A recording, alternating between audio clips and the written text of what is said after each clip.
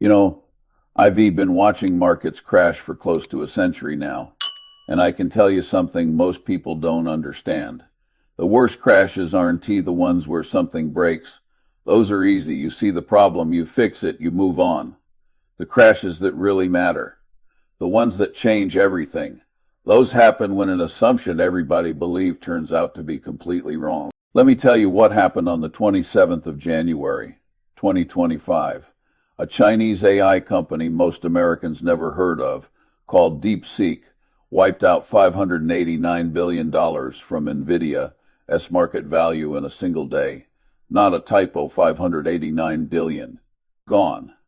Bigger than anything I've seen, and I've seen everything from the Great Depression to the dot-com bubble to 2008. But here is what is keeping me up at night, and this is what nobody's talking about.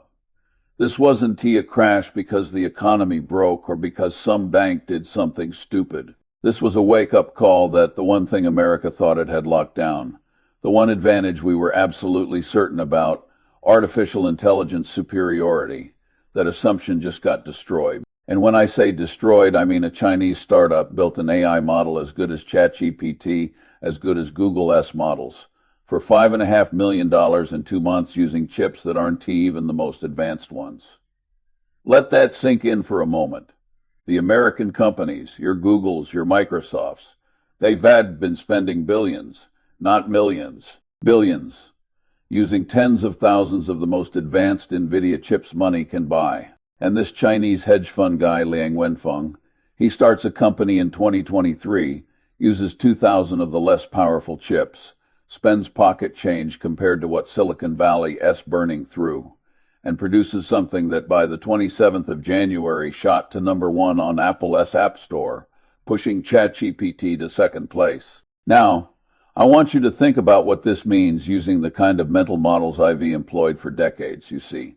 I've always said that the great lesson in microeconomics is to discriminate between when technology is going to help you and when it is going to kill you.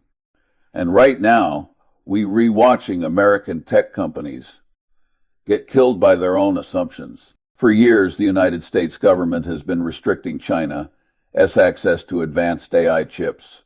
National security concerns, they said, we cut off their supply of the most powerful Nvidia processors, and that keep them from competing with us in artificial intelligence.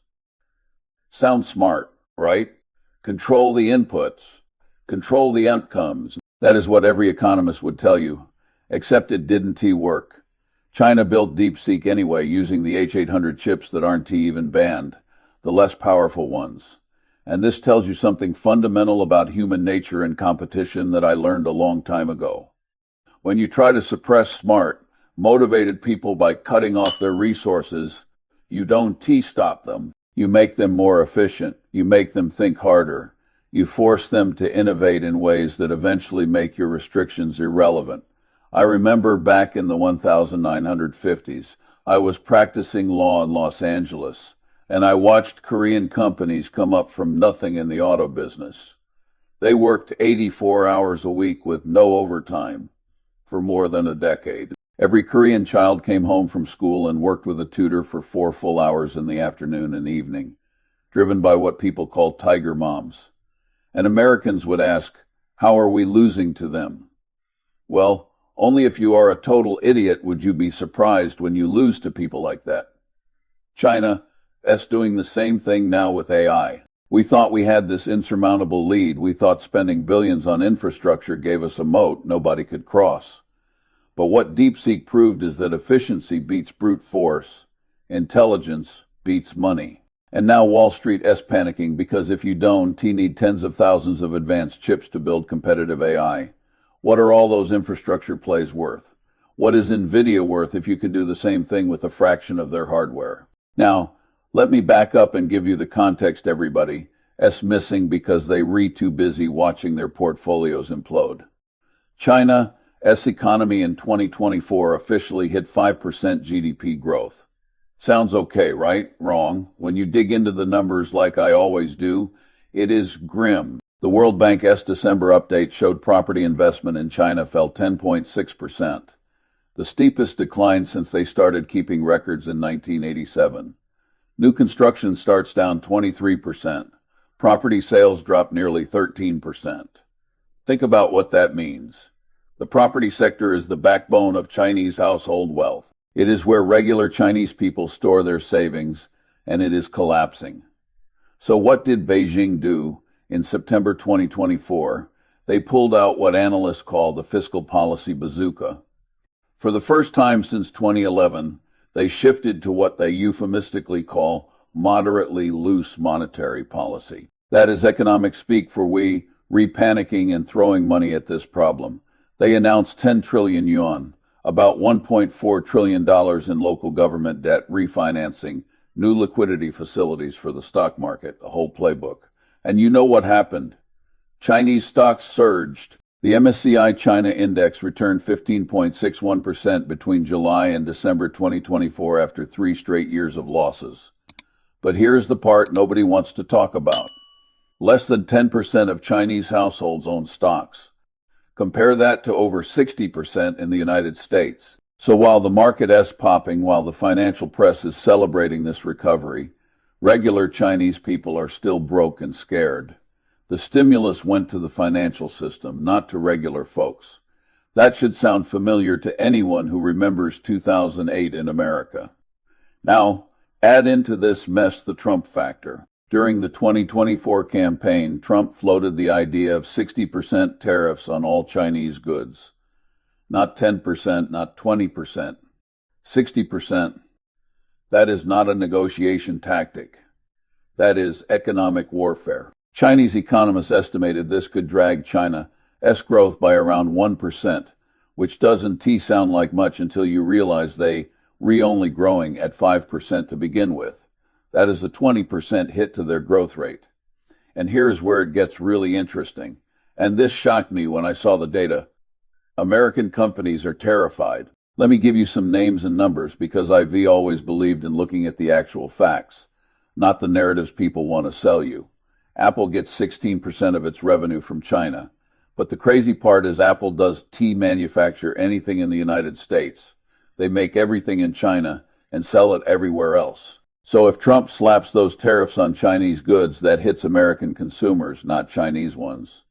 Your iPhone just got way more expensive and Apple's profit margin just got destroyed.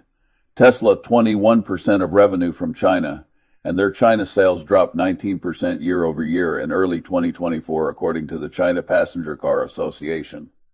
Meanwhile, Chinese EV maker BYD is eating their lunch. BYD reported a 29% jump in pure EV deliveries, while Tesla's market share in China shrank from 7.7% to 4% between March and April 2024. Nike manufactures most of its products in China and Vietnam. Intel gets 29% of its revenue from Chinese customers. And analysts from multiple firms noted that major U.S. companies with China exposure, your Apples, your Teslas, your Nikes, Lululemon, Starbucks, all of them significantly underperformed the broader market throughout 2024.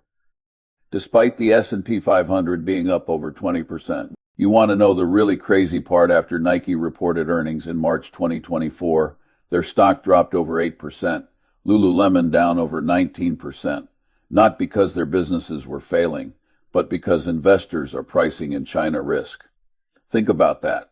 The market is telling you that exposure to China, which for decades was the growth story everybody wanted, is now a liability. I've always said that I don't think we can have free trade with a big nuclear power like China and not find a way to get along. China and the United States have to cooperate. Each country would be out of its mind not to get along with the other. Trade helps us get along. But we rewatching the opposite happen. We rewatching economic decoupling accelerate. And that terrifies me because I've studied history long enough to know what happens when great powers stop trading.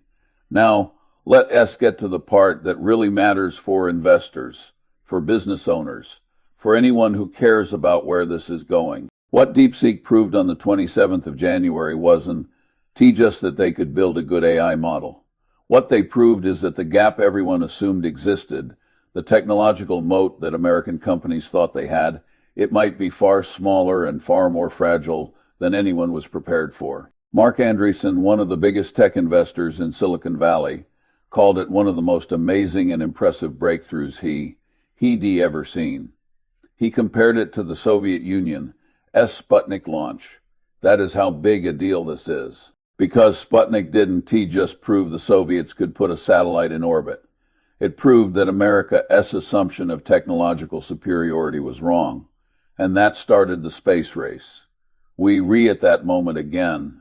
Except this time it is not about space. It is about artificial intelligence, which is going to be more consequential than any technology humans have ever created. And the country we thought was behind just proved they might be ahead in the thing that matters most. Efficiency. Now, some analysts, like Bernstein's Stacy Raskin, think the market panic is overblown. He told Yahoo Finance this doesn't spell doomsday for AI infrastructure. Others like Futurum's Daniel Newman say this is actually positive because more efficient AI means more adoption, which means more compute demand. But let me tell you why they wrong, or at least why they missing the point. Wall Street's not panicking because DeepSeek is good. Wall Street's panicking because America's AI lead just got a lot smaller, a lot faster than anyone expected. And when you got trillions of dollars bet on one assumption, and that assumption changes overnight, people get hurt. I've said for decades that it is in the nature of stock markets that they go down. People suffer then. Conservative investing and steady saving without expecting miracles is the way to go.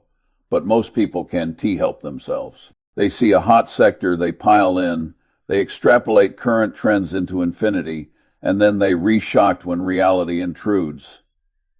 The AI infrastructure trade was built on the assumption that you needed massive capital expenditure, tens of thousands of advanced chips, billions in investment to compete. Companies like Nvidia, Microsoft, Google, they were the only game in town. And now a Chinese startup just proved you can do it for a fraction of the cost. What do you think that does to valuations? Let me walk you through 3 scenarios for where this goes, because I've always believed in scenario thinking. You imagine different futures, you think through the logic of each one, and you position yourself accordingly. Scenario 1, the trade war escalates. Trump takes office, actually implements those 60% tariffs. China retaliates. American companies with heavy China exposure get crushed. Your Apples, your Teslas, your Nikes. They watch their market share evaporate. Supply chains that took decades to build get ripped apart in months. According to some analysts, Trump might actually seek a grand bargain with China after using tariff threats as leverage. But I am skeptical. I've watched politicians for too long to believe they choose the smart option over the politically popular one. If this goes south, we re-looking at years of economic pain, inflation from higher costs, lost jobs from broken supply chains, a global economy fragmenting into competing blocks. Scenario 2, the AI race goes hyper speed. DeepSeek proves this wasn't a fluke. Open source AI becomes the norm. Suddenly, the billions that U.S. companies are spending on proprietary models looks like a massive waste. The entire AI value chain gets disrupted. Some companies go bankrupt. Others pivot. The landscape completely reshuffles. But here is the flip side. And this is where I try to be intellectually honest, even when I don't like the conclusion. If AI becomes cheaper and more efficient, adoption explodes. More companies use it. Productivity surges. The addressable market grows. According to some analytics firms, end users and AI application providers could be the big winners.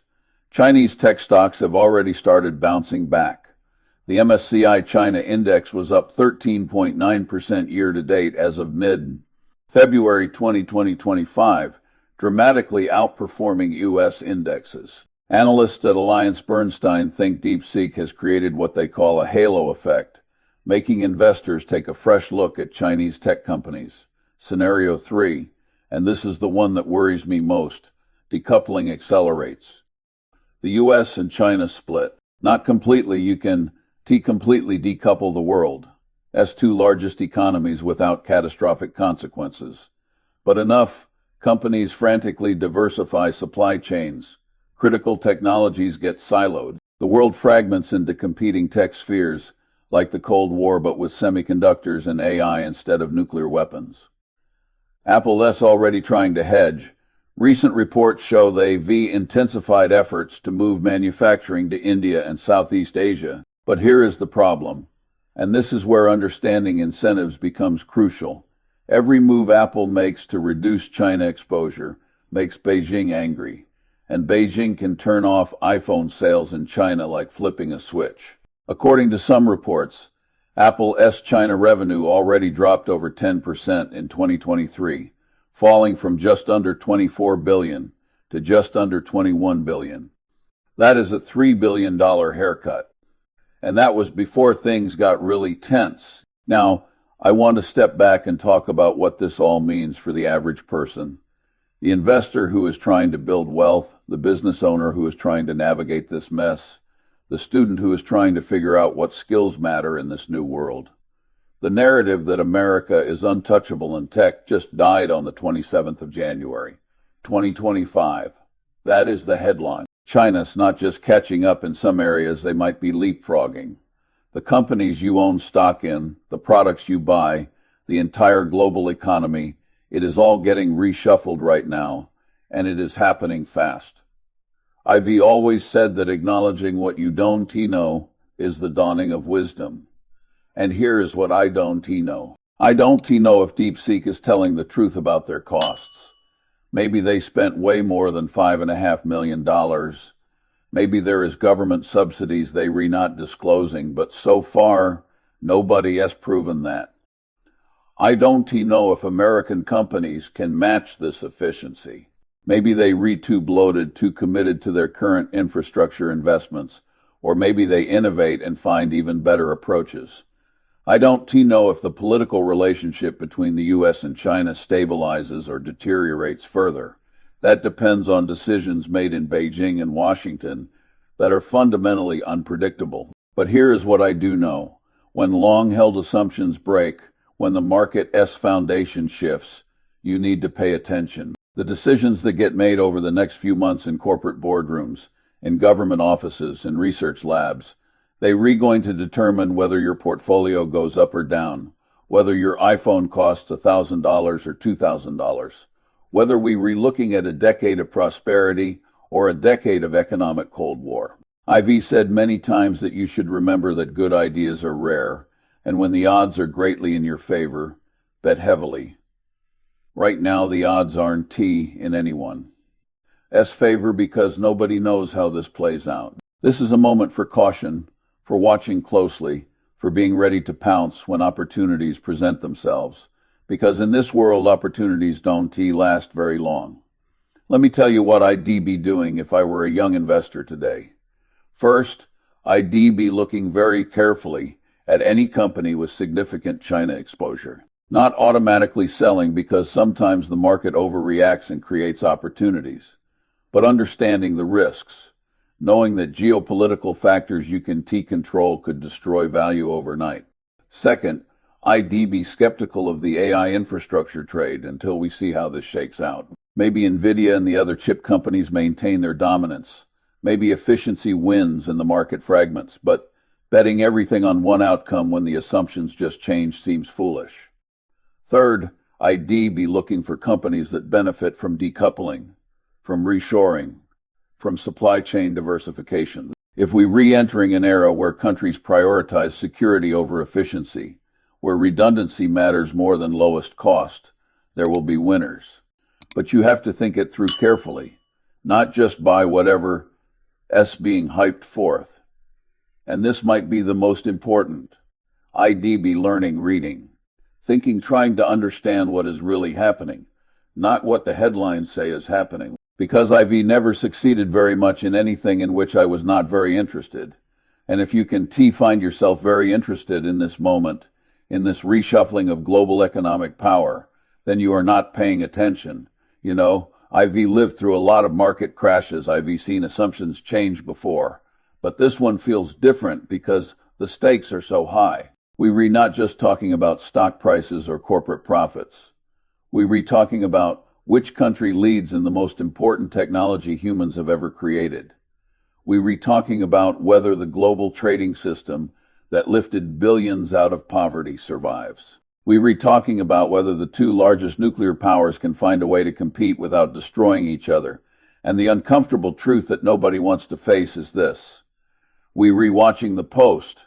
World War II American dominance come to an end. Not with a bang, but with a Chinese AI startup. Most people never heard of wiping out 600 billion in market value in a day. The companies you depend on for your retirement, for your children's college fund, for your own prosperity, many of them are built on assumptions that just changed. And the question is, whether you should panic. I've never been a fan of panic. The question is whether you are watching closely enough, thinking clearly enough, positioning yourself appropriately for a world where America's technological superiority is no longer guaranteed. I'll end with this. I've always believed that the best way to get success is very simple. Just deserve it. And right now, American companies, American investors, Americans generally, we need to ask ourselves honestly, do we deserve to maintain the dominance we had? Are we working as hard as the people competing with us?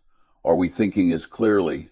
Are we being as efficient? Because if the answer is no, if we resting on past achievements, assuming our advantages are permanent, then we going to lose. That is just how competition works. The Koreans taught us that in autos. The Japanese taught us that in electronics. And now the Chinese might teach us the same lesson in AI. The only question is whether we smart enough to learn from it before it is too late.